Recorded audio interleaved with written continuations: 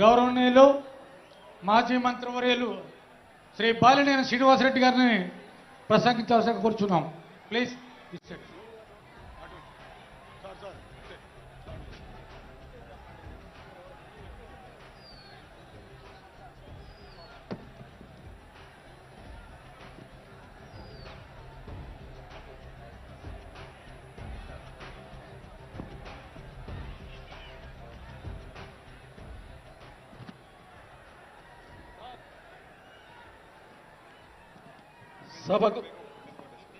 సభకు నమస్కారం. ఈరోజు మన నేత జనసేన రాష్ట్ర అధ్యక్షులు మరియు డిప్యూటీ సీఎం గారైన పవన్ కళ్యాణ్ గారి పిలుపు మేరకు ఈరోజు 12వ ఆవిర్భావ దినోత్సవానికి వచ్చేసినటువంటి జనసేన నాయకులకు, కార్యకర్తలకు, మహిళలకు, వీర మహిళలకు, ఇక్కడికి వచ్చినటువంటి వేదిక అలంకరించినటువంటి పెద్దలు, మంత్రివర్యులు మనోహర్ గారికి, అలాగే దుర్గేష్ గారికి, పెద్దలు, నన్ను పార్టీలో చేర్పించేదానికి ముందుకు నన్ను తీసుకొచ్చినటువంటి వ్యక్తి మా నాగబాబు గారికి, అలాగే వేదిక అలంకరించినటువంటి ఎంపీలకు, ఎమ్మెల్యేలకు, జనసేన నాయకులకు అందరికీ కూడా ముందుగా నమస్కారాలు తెలియజేసుకుంటా ఉన్నాం. మీరందరూ కూడా 12 ఆవిర్భావ దినోత్సవాలు జనసేనకు సంబంధించి అటెండ్ అయి ఉంటారు. కానీ నాకు ఇది మొదటిది. అసలు బాలినేని శ్రీనివాసరెడ్డి అనేవాడు వైసీపీ విడిపోయి బయటకు వస్తాడా అనుకొని చాలా మంది మాట్లాడతారు. కాబట్టి ఒక 5 నిమిషాలు తీసుకుంటాను. దయచేసి మనోహర్ గారు క్షమించాలని కోరుకుంటా ఉన్నా. మొదటగా నాకు రాజకీయ భిక్ష పెట్టింది రాజశేఖర రెడ్డి గారు. రాజశేఖర రెడ్డి గారు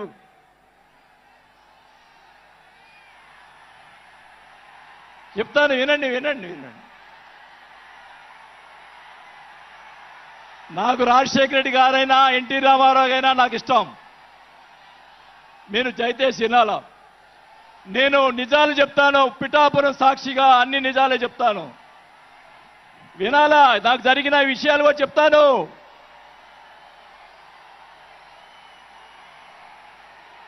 ఆ తర్వాత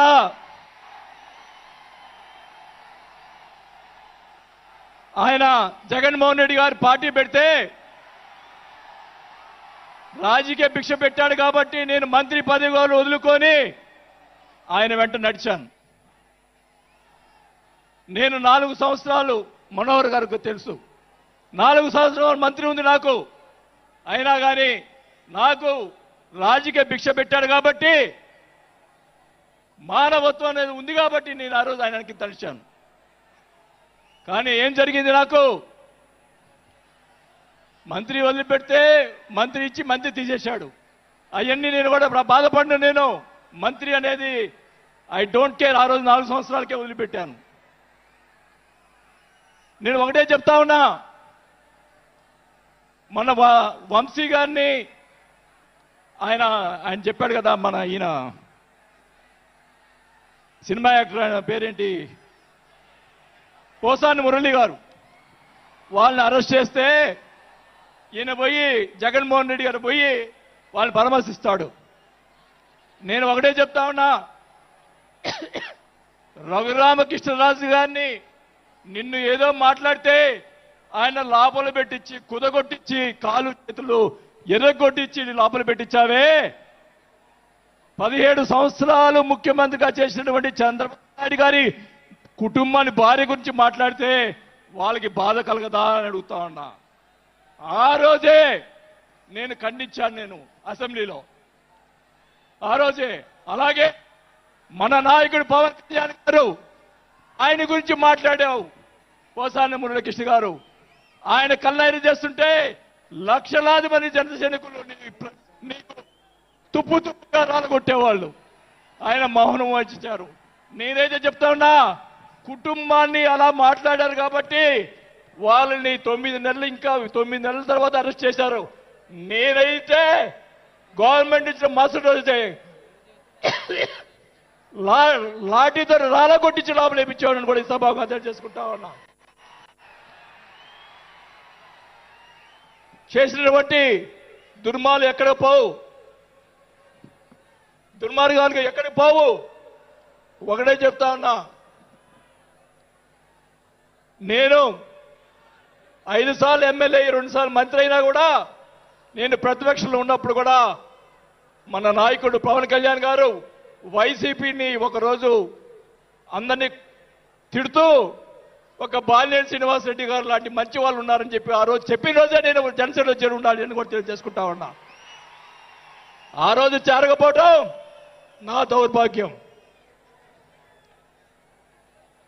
నేను ఈరోజు చెప్తా ఉన్నా,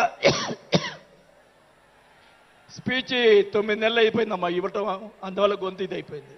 దయచేసి నేను మీ పిఠాపురం సాక్షిగా నిజాలే చెప్తా ఉన్నా. గవర్నమెంట్ వచ్చిన తర్వాత చిన్న చిన్న కార్యకర్తల మీద కేసులు పెట్టి లోపలేశారు. వాళ్ళని కాదండి లోపలేయాల్సింది, కోట్లు సంపాదించున్నారు.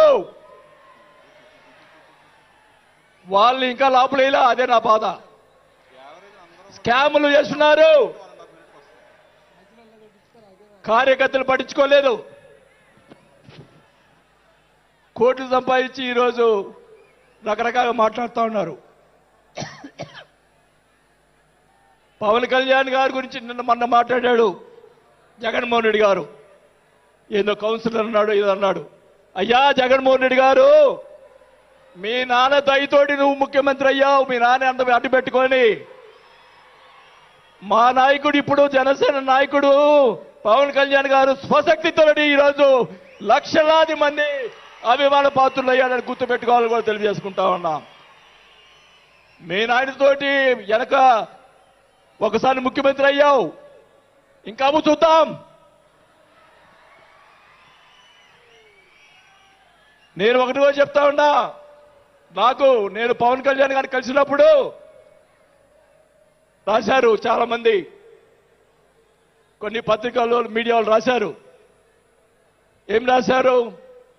బాలినేని గారు చాణక్యుడు కూటమిని విడగొడతాడని చెప్పి కొన్ని పత్రికలు రాసినాయి.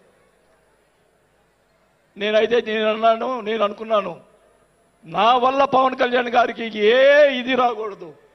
నా ధ్యేయం, నా కోరికల్లా ఆయన పైకి ఎదగాలని తప్ప వేరే ఉద్దేశం లేదు. నేను ఆయన కలిసినప్పుడు ఒకటే అడిగా, అందరూ అనుకున్నారు ఎమ్మెల్సీ ఇచ్చి మినిస్టర్ ఇస్తారని చెప్పి కొన్ని ఇతర పత్రికలు రాశారు. నేను ఆయన ఏమీ అడగలేదు, ఒకటే అడిగా, సార్ మీతో నాకు సినిమాలు తీయాలని సార్ అని అన్నా. నా కోరిక అదే సార్. నేను 5 సార్లు ఎమ్మెల్యే అయ్యా, 2 సార్లు మంత్రి అయ్యా, చాలు నాకు. ఇట్లాంటి బూతులు తిట్టే రాజకీయాలు మాకు వద్దు సార్, మీతోటి ప్రయాణం చేస్తా. జనసేనని నా సాయశక్తులా నేను చేయగలని మా జిల్లాలో 6 నెలల తర్వాత కార్పొరేట్లను చేర్పించాం. మీరు ఛాన్స్ ఇవ్వండి, మా జిల్లాలో జిల్లా పరిషత్తు అన్నీ కూడా జనసేన చేస్తానని కూడా మాకు తెలియజేసుకుంటా ఉన్నా. మాకు ఇవ్వండి ఛాన్స్. నన్ను ఆపద్దు. నాకు జరిగిన అన్యాయం మళ్ళా ఒకరోజు మీటింగ్లో చెప్తా. ఒకరోజు చెప్తే సరిపోదు, ఎందుకంటే టైం లేదు కాబట్టి. నాకు అన్యాయం జరిగిందని చెప్తా. జగన్మోహన్ రెడ్డి గారు చేసినటువంటి అన్యాయాలని చెప్తా, నాకు జరిగినటువంటి అన్యాయాలు. నేను ఒకటే చెప్తా ఉన్నాను సార్, మీకు కూడా దయచేసి జనసేన కార్యకర్తలు చూస్తున్నాను. అన్ని నియోజకవర్గాల్లో ఎమ్మెల్యేలని చాలా మంది గెలిపించారు, కార్యకర్తల్ని జనసేన వాళ్ళని పట్టించుకోవటం లేదు. దయచేసి చంద్రబాబు నాయుడు గారు, పవన్ కళ్యాణ్ గారు ఇద్దరు కూర్చొని ఒక ప్రెస్ మీట్ పెట్టి ఎమ్మెల్యేలందరికీ ఫిరాయించండి. జనసేన కార్యకర్తలు కూడా మీరు వాళ్ళకి రావాల్సినటువంటి రేషియో ప్రకారంగా వాళ్ళు కష్టపడి పనిచేశారు. ఇప్పుడు తెలియదు ఆ బాధ. రేపు ఎలక్షన్లో తెలుస్తుంది. వాళ్ళు వాళ్ళు అడుగుతారు రేపు. దానికి సమాధానం చెప్పాల్సిన బాధ్యత ఆ ఎమ్మెల్యేలకు ఉంటుంది. కాబట్టి ఇద్దరు కూడా ఇప్పుడే వెంటనే అది చేస్తే మీకోసం ప్రాణాలు ఇచ్చేవాళ్ళు ఉన్నారు ఇక్కడ. అలాంటి వాళ్ళని మనం కాపాడుకోవాలి. కాబట్టి మీరు అంటే నేను ఇలా మాట్లాడుతున్నానని అనుకోకుండా మన నాయకుడు బాగుండాలని కోరుకోవాలి.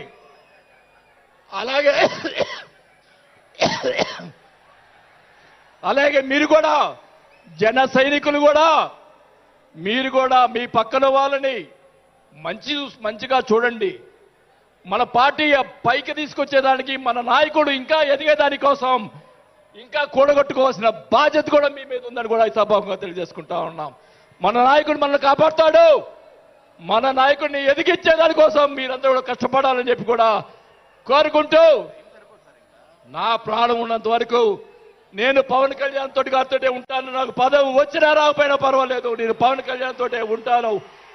నేను రాజకీయంలో నాకు జరిగిన అన్యాయాలు 1 కాదు 2 కాదు, మా నాన్న ఇచ్చిన ఈరోజు ఛాలెంజ్ చేస్తున్నా పిఠాపురంలో అమ్మవారి సాక్షిగా మా నాన్న ఇచ్చిన ఆస్తిలోనే నేను సగం భాగం పైన నేను అమ్ముకున్నాను ఈ రోజు అని కూడా ఈ సభాముఖంగా తెలియజేసుకుంటా ఉన్నాం.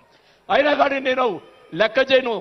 నాకున్నటువంటి ఇది కూడా నాకున్నటువంటి మా వియ్యంకుడికి నాకున్నటువంటి ఆస్తులు కూడా జగన్మోహన్ రెడ్డి గారు కాజేశాడని కూడా ఈ సభాముఖంగా తెలియజేసుకుంటా ఉన్నా. కాబట్టి అది త్వరగా మీరు చెప్తాను. అవన్నీ కూడా తెలియజేసుకుంటూ ఈరోజు మీరు నన్ను దయచేసి ఇప్పుడు ఈ మాట్లాడిన దానికి ఇంకా రేపు ఒకటే కౌంటర్లు వస్తాయి నాకు తెలుసు. ఛాలెంజ్ చేస్తున్నా, నేను ఇది కూడా ఛాలెంజ్ చేస్తున్నా. చంద్రబాబు నాయుడు గారు కూడా అడుగుతా ఉన్నా, మొత్తం మొన్న ఉన్నటువంటి ఎమ్మెల్యేలు అందరి మీద ఎంక్వైరీ, నా మీద కూడా సహా ఎంక్వైరీ చేయండి. ఎవరు అన్యాయం చేశారో, ఎవరు తప్పులు చేశారో, ఎవరు కొట్టు సంపాదించారో మొత్తం బయట పెట్టాలని కూడా ఈ సభాగా తెలియజేసుకుంటా ఉన్నా. ఈ ఉక్రోషం, ఈ బాధ నాకు తెలుసు, మా కుటుంబానికి తెలుసు. మా కుటుంబం ఎంత ఇబ్బంది పడిందో నాకు తెలుసు.